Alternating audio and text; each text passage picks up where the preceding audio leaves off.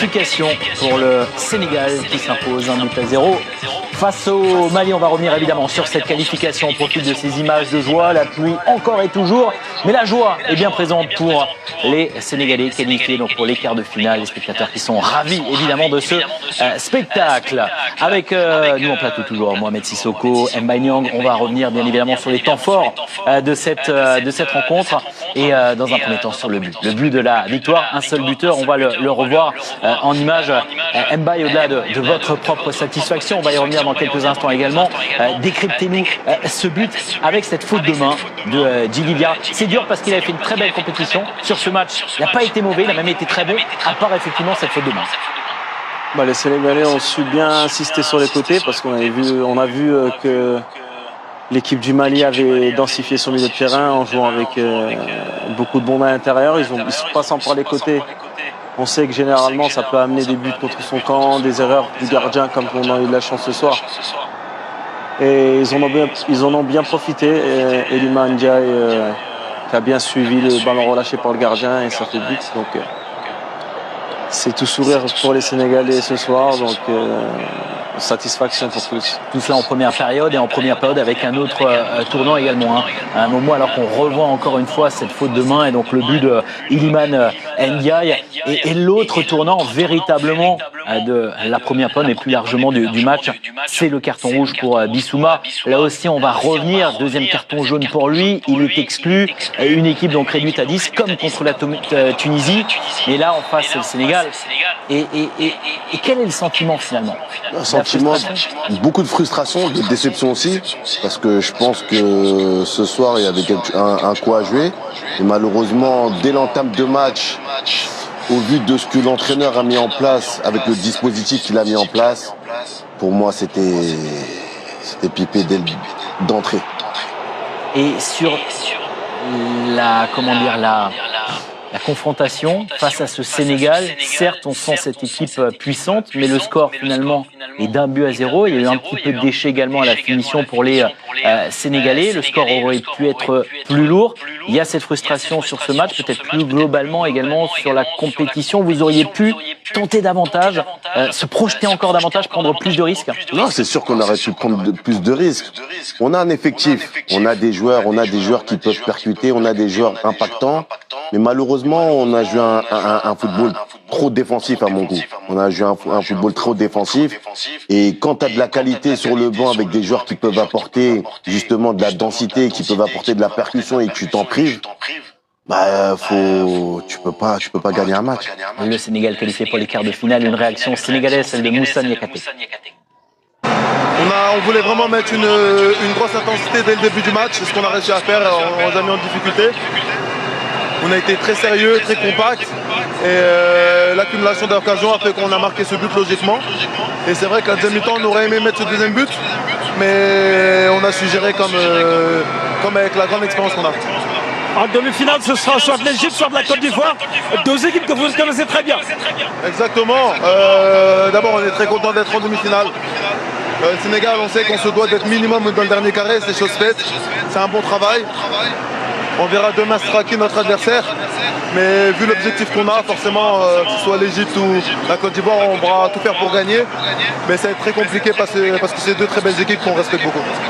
Les ambitions sénégalaises, le Sénégal qui peut désormais sereinement se projeter sur les demi-finales et regarder ce tableau final. Ce sera donc face à l'Égypte ou alors ce sera la Côte d'Ivoire en fonction bien sûr des résultats de l'autre quart de finale. Voici le tableau final. Donc le Sénégal, première équipe qualifiée pour les demi-finales face à l'Égypte ou la Côte d'Ivoire, Cameroun, Maroc.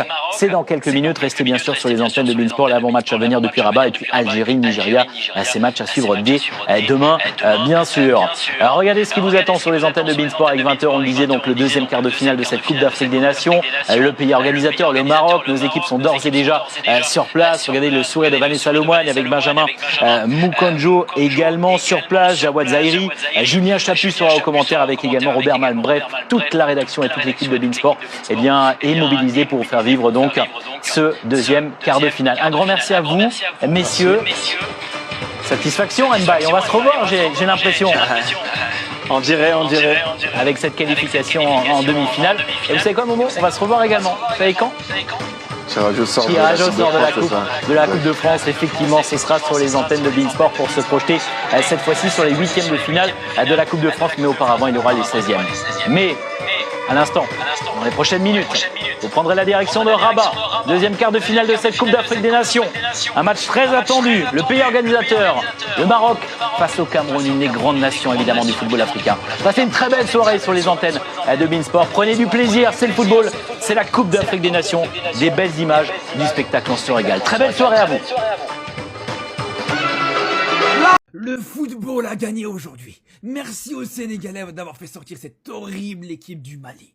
C'est la pire équipe de cette CAN, les gars. Et je parle très sérieusement. Est-ce que vous vous rendez compte qu'on parle d'une équipe du Mali dans cette CAN où ils ont autant de buts que de cartons rouges? Est-ce que vous vous rendez compte, les gars, de ça ou pas? Est-ce que vous vous rendez compte? Ils jouent cette CAN, ils vont jusqu'en quart de finale, ils ne gagnent pas un seul match. Donc c'est là où je vous dis, les frères, vraiment, les Sénégalais, merci. Même s'ils pouvaient faire mieux, hein. Pour moi, les Sénégalais pouvaient faire beaucoup mieux.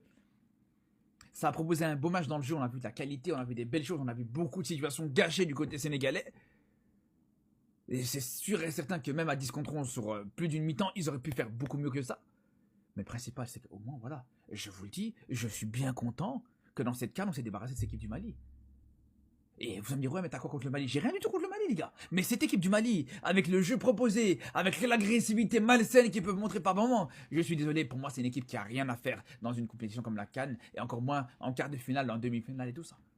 Donc c'est pour ça, les Sénégalais, merci à vous. Mali, vous voyez pourquoi vous aurez des regrets? 1-0. Le Sénégal marque sur un but de Iliman et ça s'arrête là. Tout ce qu'on vous avait demandé, c'était un peu plus de sérieux. Du changement, pas une continuité de ce que vous avez proposé durant toute la compétition. Votre sélectionneur étant fier de promouvoir votre jeu, qui aujourd'hui vous a littéralement coûté le 3e carton rouge de la compétition. Alors qu'on a pourtant vu quand vous avez décidé d'actionner après le carton rouge en revenant de la seconde période. Est-ce que vous étiez capable de réaliser sur le terrain? Le potentiel était là de rivaliser à ce grand Sénégal. Mais vous n'avez pas voulu écouter. Parce que certes, Djigui Diarra fait une grosse boulette sur le but encaissé. Mais derrière ça, il a assumé comme un bonhomme jusqu'au bout des 90 minutes. Et oui, si seulement vous étiez pas en infériorité numérique. Ça fait forcément mes affaires. J'avais annoncé que je supporterais le Sénégal durant cette compétition. Mais les gars, il en faudra forcément beaucoup plus pour le prochain match. Iliman fait un très grand boulot aujourd'hui sur cette ouverture du score. À la réalisation, à la création et même à la fin. Mais là, après ça, c'est les demi. Vous savez les équipes qui vont rester. Il faudra beaucoup plus que ça. Après, je vais pas non plus en faire des tonnes. On sait comment joue le Mali. On s'y attendait. Ils ont récidivé, ils ont refait la même chose. Et c'est peut-être ça d'ailleurs aujourd'hui qui les fait perdre. En fait, je crois que Dieu nous a créé le Mali pour ne pas gagner de CAN, en fait, je pense. Est-ce que de mon vivant, je vais voir le Mali gagner au moins une fois une CAN? Eh Allah!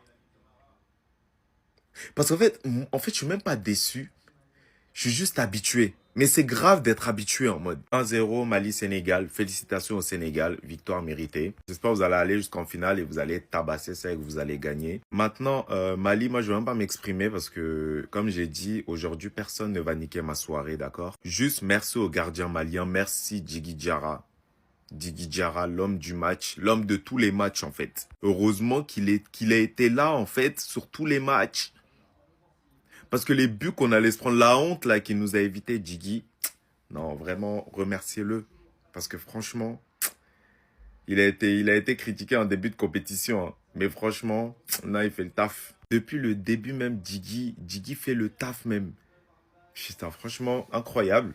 Mais bon, le Mali éliminé. De toute façon, je ne veux pas vous mentir, j'ai jamais vraiment espéré gagner face au Sénégal. Je me suis dit, si on gagne, c'est une bonne surprise. On n'a pas gagné. C'est pas grave. Mais en tout cas, moi, je ne mettrai plus mes tripes dans cette équipe-là. C'est terminé. Comme je l'ai dit, hein, c'est fini. Voilà, c'est fini. Je crois que Dieu nous a créés pour ne pas gagner de CAN, en fait, juste. Être là dans la compétition, faire espérer les supporters, aller un peu loin, aller un peu... Et après, bah, sortir. Voilà. Il n'y en a qu'un seul qui gagne. Pourquoi ça ne peut pas être nous? Toujours, on se fait éliminer. Toujours, on est fatigué.